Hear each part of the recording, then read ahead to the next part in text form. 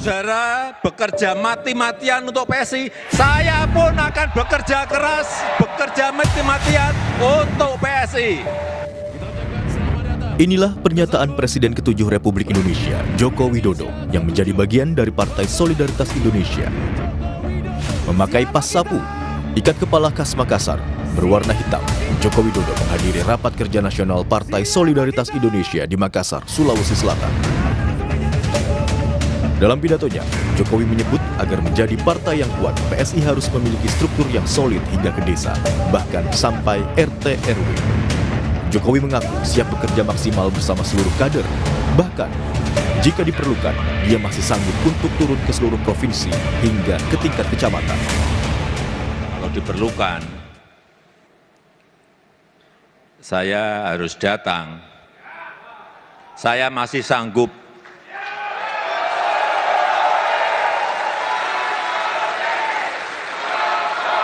Saya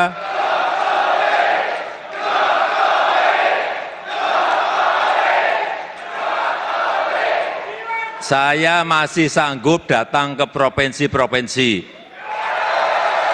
Semua provinsi. Saya masih sanggup datang ke kabupaten kota. Saya masih sanggup. Kalau perlu sampai ke kecamatan, saya masih sanggup. Politisi PSI, Valdo Maldini bilang, PSI menjadikan Jokowi sebagai role model dan inspirasi. Valdo mengakui hadirnya Jokowi membuka peluang bagi PSI untuk menjadi partai yang lebih besar. Memang betul kami menjadikan Pak Jokowi sebagai role model, ideolog, pemikir, inspirator kami gitu. Tapi kan itu juga tidak serta-merta terkonversi dalam hasil yang akan dicapai ketika pemilu. Hadirnya Pak Jokowi memang membuka ruang bagi PSI untuk lebih besar ruang kerjanya dan dibantu oleh senior-senior sudah bergabung, kami kira mudah-mudahan hasilnya lebih baik. Direktur Eksekutif Lingkar Madani, Ray Rangkuti, meragukan efek besar hadirnya Jokowi bagi PSI. Sebab elektabilitas dan popularitas Jokowi sudah tak sama seperti saat Jokowi sebagai presiden. Jadi kalau kita lihat tradisinya di Indonesia, orang yang berkuasa dengan partainya, itu bisa melaju gitu. Nah, masalahnya adalah 2009 itu Pak Jokowi jelas tidak dia berkuasa. Dan apakah elektabilitas, popularitas Pak Jokowi masih bisa digadang-gadang untuk terus ya katakanlah membackup PSI kuat di 2009 akan datang? Saya agak ragu. Kenapa ragu gitu? Bahkan ketika Pak Jokowi sedang berkuasa pun PSI-nya nggak sampai 3% gitu loh. Apakah kehadiran Jokowi akan memberikan dampak besar bagi PSI? Partai yang dipimpin oleh putra bungsunya tersebut? Tim Liputan, Kompas TV.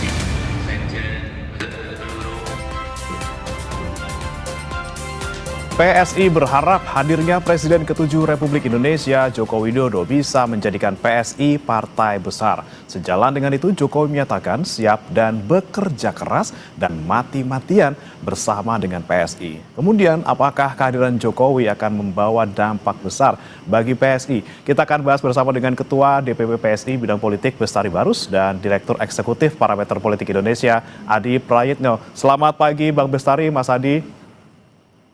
Selamat pagi. Selamat pagi, Mas.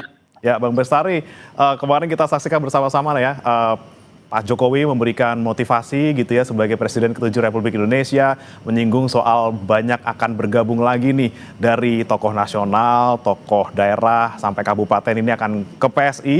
Kemarin diperkenalkan juga beberapa tokoh yang resmi bergabung ke PSI gitu ya, beberapa di antaranya juga ini dari partainya Bang Bestari sebelumnya gitu, Bang Bestari. Apakah ada bocoran lagi nih? Apakah kira-kira dari partainya Bang Bestari yang sebelumnya bakal banyak yang gabung lagi nih, Bang? Ya, saya kira kemarin itu awalan saja ya, bahwa beberapa yang kemudian dijaketkan dari berbagai macam ya asal partai politik.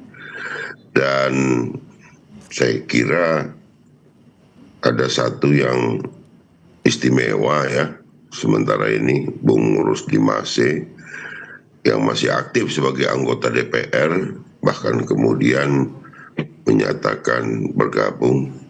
Nah ini saya kira satu dari 15 sampai 20 lagi yang akan bergabung gitu ya. Sampai 20 nih Bang Bestari. Bahkan mungkin lebih kali ya. Gitu. Tapi masih menunggu waktu, kecocokan waktu, dan mudah-mudahan ini memperkuat keberadaan Partai Solidaritas Indonesia di belantika politik nasional gitu. Oke, Bang Bestari, ini kan lagi-lagi Pak Jokowi kemarin bilang bahwa akan bekerja keras gitu ya, kemudian juga dalam tanda kutip bakal bisa bergabung untuk sama-sama lah sampai ke RT, sampai ke RW untuk bisa memperkuat jaringan PSI gitu ya. Nah, dari mungkin teman-teman Bang Bestari yang dari partai sebelumnya yang tadi akan bergabung gitu ya, ini benar-benar yakin sekali memang sosok Pak Jokowi ini bisa membuat PSI lebih besar. Ya, harapan kita seperti itu, dan itu bukan sekedar harapan, tapi begini, bahwa banyak yang mengatakan PSI ini pada waktu Pak Jokowi masih jadi presiden saja tidak lolos threshold gitu. Namun mereka tidak melihat sebetulnya bahwa pada waktu itu Pak Jokowi sama sekali tidak pernah mengendorse PSI. Maka halayak itu melihat dan meyakini bahwa Pak Jokowi masih di partai yang lama. Kan begitu.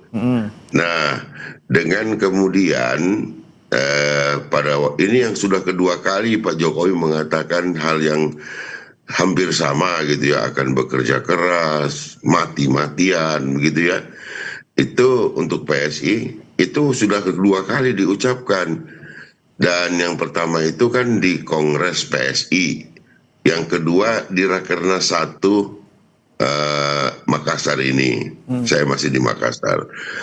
Nah, ini mengkonfirmasi gitu loh bahwa Pak Jokowi betul-betul serius, dan ini juga menjadi satu masukan ya bagi masyarakat pendukung Pak Jokowi dulu yang masih berpikir pada bahwa Pak Jokowi itu masih ada di partai yang lama.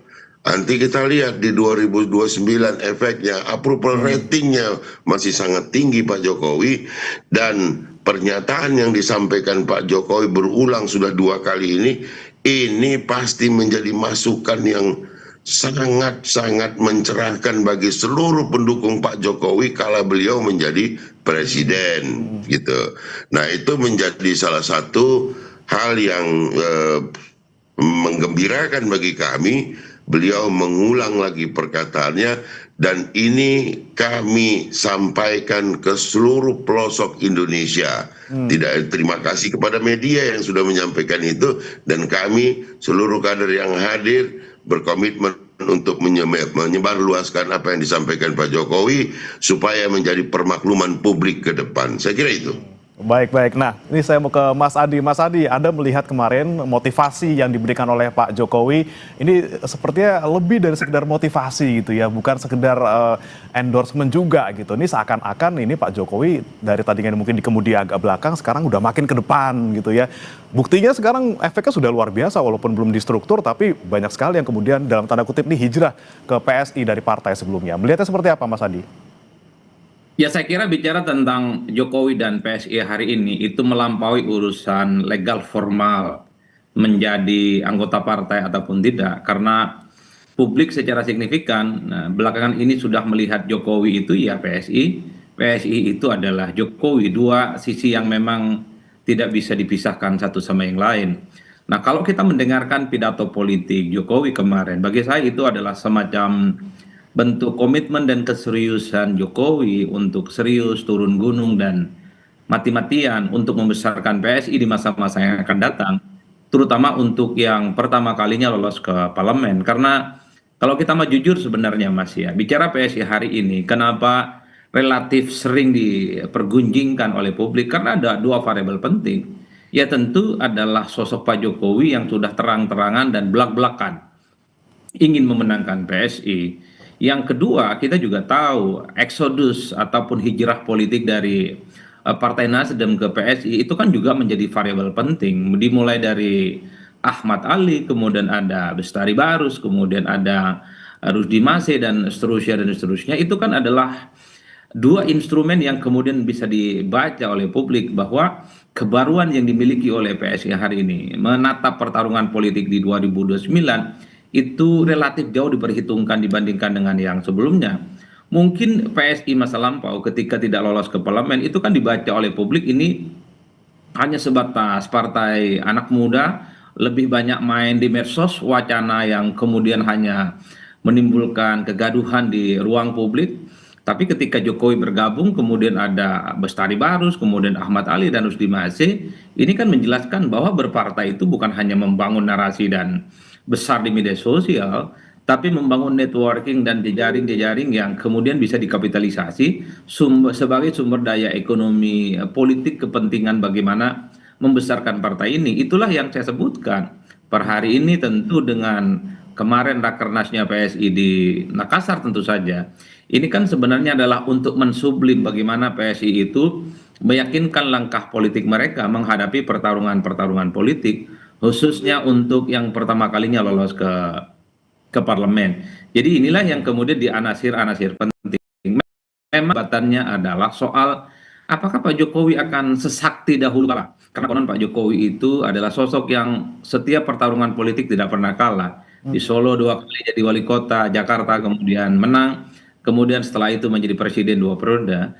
Kan banyak publik yang bertanya-tanya apakah kesaktian ini akan kembali bisa ditularkan setelah Jokowi all out, berkomitmen dan berjanji untuk memenangkan PSI setelah Pak Jokowi tak lagi menjadi presiden. Kan itu pertanyaan pentingnya. Ada satu keyakinan, tentu salah satu keyakinan ini diyakini oleh kawan-kawan PSI dan Bang Bestari Barus, ya Jokowi masih sakti mandraguna, sekalipun tidak lagi bersama dengan PDIP dan tidak lagi menjadi bagian dari pemerintahan sebagai presiden. Tapi di seberang yang lain ada yang mengatakan bahwa mungkin Pak Jokowi akan tidak sesakti dulu karena jejaring dan kekuasaan politiknya tidak seperti yang dimiliki waktu jadi presiden dan tidak sekuat waktu bersama dengan PDIP. Bagi saya tidak mau terjebak pada dua perdebatan ini. Yang di ujung sebenarnya adalah ini tentu adalah uji kekuatan politik Pak Jokowi sebenarnya, tentu dengan mesin politiknya di PSI, bagaimana partai ini untuk pertama kalinya lolos ke parlemen, kerja-kerja politik, networking, meyakinkan masyarakat, itu tentu adalah kunci bagaimana memenangkan hati masyarakat saat pemilu. Karena kalau kita mau jujur sebenarnya, bicara tentang pileg khususnya ya, ini tentu adalah soal bagaimana kekuatan mesin politik, bagaimana struktur yang sebenarnya sudah terbangun sejak konsisten ya, mungkin dari pusat, provinsi, kabupaten, dan kota. Ini yang saya kira memang sepertinya sedang dihitung betul untuk PSI. Makanya kemarin Jokowi itu ketika memberikan, bukan sambutan bagi saya Mas, itu arahan politik coba ya. Arahan, bukan motivasi lagi ya. Kalau dibilang motivator lebih dari itu. Istilahnya arahan politik itu kelasnya sudah tingkat dewa itu. Arahan politiknya adalah karena PSI punya mimpi besar, ingin jadi partai besar, maka strukturnya harus besar. Dari pusat, RT dan RW katanya harus dipastikan itu kuat. Jadi bagi saya ini adalah semacam pertaruhan politik bagi Pak Jokowi dan tentu pengurus-pengurus PSI bahwa di 2029 ya, ini adalah pertarungan bagaimana untuk pertama kalinya lolos ke parlemen. Oke, baik. Bicara soal struktur gitu ya, Pak Jokowi bilang bahwa harus sampai ke RT, RW, bukan cuma sampai desa, kelurahan. Bang Bestari, Pak Jokowi kalau bicara struktur belum masuk struktur. Apakah nanti bakal masuk ke struktur untuk bisa nanti istilahnya belusukan lagi seperti zaman dulu mau jadi presiden ataupun jadi presiden, atau tetap di luar tapi dengan peran yang sebegitu besarnya, Bang Bestari? Kita masih punya waktu yang cukup ya untuk menyelesaikan seluruh administrasi dan struktur kita sampai kepada verifikasi faktual nanti di Agustus 2027. Tentu kita tidak terburu-buru untuk meletakkan Pak Jokowi pada posisi yang in body nanti dengan kita bersama-sama. Jadi itu pun tidak mengurangi bahwa kami meletakkan beliau pada posisi terhormat sebagai patron politik. Bagi kami sebagai inspirator. Nah, kalau dikatakan apakah pasti akan bergabung, saya katakan 99% itu Pak Jokowi wajib bergabung dengan PSI. Oke, Sudah berarti 2 kali menyampaikan hal-hal yang dukungan kepada PSI, dan bagi kami tentu menjadi penting setelah kami siapkan seluruh struktur ini, baru beliau ikut bersama-sama kami mewujudkan apa yang disampaikan kemarin, janjinya mati-matian turun sampai ke tingkat kecamatan bahkan pun. Saya kira itu. Berarti udah pasti ya, ini kita bisa pastikan 99,9% gitu ya. Ini Mr. J adalah Jokowi dan tinggal nunggu kesiapan administrasinya saja gitu Bang Bestari ya. Saya kira itu patut menjadi permakluman bagi seluruh masyarakat, khususnya pada umumnya dan khususnya kepada seluruh pendukung Pak Jokowi selama menjadi presiden 2 periode. Oke, baik. Nah, ini bicara lagi soal tadi tidak hanya sampai ke kecamatan ataupun desa, tapi juga bahkan sampai ke RT RW. Kalau di kecamatan desa ada DPRT gitu ya. Nanti kalau misalnya sampai ke RT RW, jadinya apa nih? Apakah jadi daun atau seperti apa nih? Kalau dari ranting makin kecil lagi ke daun. Seperti apa nanti kira-kira bentuknya jaringan yang akan dibangun oleh PSI untuk ini bersama-sama dengan Pak Jokowi memperluas jaringannya? Gini, verifikasi faktual itu kan disyaratkan hanya kepada DPP, DPW, DPD, dan DPC. Namun beberapa wilayah kami sudah menyiapkan bahkan sampai Dewan Pimpinan Ranting ya, itu setingkat kelurahan. Tentu dari tingkat kelurahan ini pun akan kita instruksikan di bawah komando dari DPD untuk menyiapkan kader-kader TPS yang akan mengawal suara kita. Kita butuh lebih dari 830.000 orang ya untuk mengisi TPS-TPS tersebut, untuk mewujudkan kita mau menang, kita mau ada di dalam belantika politik nasional dan menjadi salah satu poros yang cukup diperhitungkan ke depan. Saya kira itu ini membawa juga strategi yang bisa dilakukan untuk merebut kembali kandang yang sebelumnya yang mungkin sebelumnya gimana ya, dari Banteng mungkin ke Gajah gitu, mau diambil lagi di Jawa Tengah mungkin, Bang Bestari? Saya kira begini, sejarah mencatat ya, dalam kontestasi 2 pemilu itu, presiden dan gubernur itu, kami berada di dalam posisi berkoalisi dengan pemenang gitu ya, dengan Pak Prabowo gitu ya. Nah, itu membuktikan kok nggak terlalu istimewa juga kan pada waktu itu, sehingga kalah pada 2 kontestasi itu. Artinya ada ceruk yang bisa kami ambil di sana. Ya, kalau mungkin pada hari nanti di 2009 ini kandangnya masih kecil-kecil, di 2034 kita akan kuasai itu. Oke, baik. Nah, Mas Adi, kalau kita lihat memang ini besar sekali keinginan PSI untuk bisa lolos ke Senayan, tapi tentu saja ada target lainnya yang akan mungkin ditargetkan oleh PSI. Anda melihat mungkin dengan kondisi Jokowi efek sekarang yang kita lihat kemarin di Rakernas dan juga mungkin ke depannya kemungkinannya seperti apa? Anda melihatnya seperti apa, Mas Adi? Apakah kemudian realistis untuk bisa lebih dari parlemen gitu? Ya, saya kira memang realistis utama itu adalah lolos ke parlemen. Apalagi misalnya soal kemungkinan ambang batas parlemen itu tidak lagi 4% sesuai dengan putusan Mahkamah Konstitusi yang menganggap ambang batas 4% itu layak untuk dikoreksi. Kalau di bawah 4%, maka partai-partai politik non-parlemen seperti PSI, mungkin juga adalah kawan-kawan seperti P3 dan Hanura dan seterusnya, itu soal kemungkinan lolos ke parlemennya masih cukup terbuka. Nah, yang kedua bagi saya, di PSI ini kan pernah ada satu eksperimen politik di mana Pak Jokowi itu dianggap sebagai figur sentral juga di pemilu 2024, misalnya ketika melihat begitu banyak atribut-atribut yang dimainkan oleh PSI saat itu. Ada foto Pak Jokowi dengan Mas Kaisang sebagai ketua umum partai, tapi kata Bang Bestari itu tidak kampanye dulunya, masih menganggap Pak Jokowi itu masih bagian dari PDIP. Kalau itu rumusnya, maka tidak boleh tidak di tahun-tahun yang akan datang, maka wajib hukumnya bahwa PSI itu harus mengkapitalisasi secara total figur sentral yang namanya Pak Jokowi.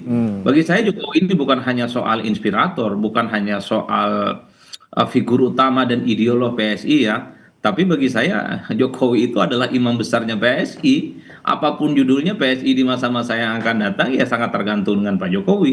Karenanya tentu tidak ada lagi cerita PSI itu tidak membranding mereka itu sebagai Jokowi, kantor-kantornya gitu ya, dari pusat hingga daerah, mulai dari bendera, kemudian atribut-atribut partai ya memang harus menyertakan Pak Jokowi gitu ya, fotonya, wajahnya. Ini tentu untuk mengkapitalisasi sekaligus memperkenalkan kepada publik bahwa per hari ini ada novelty, ada kebaruan yang dimiliki oleh PSI, yaitu PSI miliknya Jokowi dan Jokowi adalah PSI. Hanya dengan cara itu bahwa keyakinan Jokowi itu masih sakti mandraguna, kira-kira secara perlahan mungkin bisa ditularkan soal asosiasi politik Jokowi di masa-masa yang akan datang. Karena di 2024 Jokowi kelihatan memang agak sedikit menahan diri dan tidak mau vulgar terbuka misalnya mengkampanyekan untuk memenangkan PSI. Tapi karena sudah kadung Jokowi adalah PSI, sudah 2 kali memberikan arahan politik, siap total full power, turun gunung, mati-matian, serius dan militan memenangkan PSI, maka setelah Rakernas ini tentu saja tak ada cerita lagi bagi PSI. Ya memang yang di depan itu adalah Pak Jokowi untuk dijadikan sebagai imam besar dan perjuangan politik mereka di masa-masa yang akan datang. Jangan lagi setengah-setengah, jangan lagi malu-malu, ini saatnya. Karena apapun judulnya, ini yang saya sebut sebagai pertaruhan politik Pak Jokowi khususnya. Kalau PSI lolos di parlemen di 2029, maka satu-satunya sosok yang paling banyak mendapatkan apresiasi pastilah Pak Jokowi. Betul. Oke, baik. Baik, nih Bang Bestari. Bang Bestari. Tapi sebaliknya kalau nggak lolos ke parlemen, Pak Jokowi juga yang akan banyak dicari. Tentu Bang Bestari harus juga. Jadi harus all out gitu ya. Bang Bestari juga sudah mengkonfirmasi tadi kita bisa kutip 99% gitu. Pak Jokowi bakal masuk ke struktur, tinggal nunggu administrasinya saja. Bang Bestari, lagi-lagi nih kita bicara soal kemarin pembicaraan Pak Jokowi, mungkin bukan di dalam arahannya gitu ya, tapi di luar gitu Pak. Jokowi ditanya soal target PSI di 2029, selain soal lolos parlemen juga ada target lain tapi belum dibocorin gitu loh Pak. Ini kita ngomongin soal target apa, sebenarnya apa sih yang ditargetkan PSI? Apakah mungkin Mas Gibran maju lagi di Pilpres atau seperti apa? Saya kira itu sudah tidak lagi rahasia bahwa Pak Jokowi juga sudah menyampaikan beberapa kali bahwa harapan ke depan adalah bersikap pasti gitu mendukung Pak Prabowo dan Mas Gibran 2 periode. Jadi supaya dukungan itu lebih berarti, maka PSI harus memberikan kontribusi gitu, dalam arti bahwa memberikan dukungan kepada jalannya roda pemerintahan hari ini bahkan sampai ke depan. Sederhana itu saja. Kalau untuk di parlemen, kita kemarin menggedor dengan mengisyaratkan bahwa kita akan persiapkan sampai dengan pelaksanaan nanti, pemilu nanti, dengan 10 juta anggota yang diharapkan ini bisa kali 2 gitu kan. Kalau 1 bawa 1 kali 2, saya kira ini akan berada pada posisi yang bisa pada 3 atau 4 besar ke depannya. Itu saja harapan kita. Oke, masih ada 3 tahun ke depan, ini PSI sudah mulai dari awal, udah ngeset track gitu ya. Bukan nunggu di peron lagi, sudah ngeset dari awal tracknya. Kita lihat bagaimana Jokowi Effect ini bisa membuat PSI nanti berhasil di 2029. Jika kemarin Anda hadir dan melihat bagaimana kami melaksanakan Rakernas, maka standarnya adalah sudah menyamai seluruh partai yang sudah berada di parlemen. Baik, luar biasa. Kita nantikan Bang Bestari. 2.500 peserta dari seluruh Indonesia. Jadi kalau saya membaca target PSI itu sederhana, lolos ke parlemen, majukan Gibran sebagai calon wakilnya Pak Prabowo. Yang ketiga, sekalinya lolos ke parlemen, harus bisa di atas Nasdem. Itu melihat suasana hatinya Pak Bestari. Oke, target yang besar luar biasa. Kita lagi-lagi nantikan nanti di 2029 seperti apa. Terima kasih Bang Bestari Barus, Ketua DPP PSI Bidang Politik, dan juga Mas Adi Praitno, Direktur Eksekutif Parameter Politik Indonesia, sudah bergabung bersama kami di Sapa Indonesia Pagi. Selamat pagi. Selamat pagi Mas.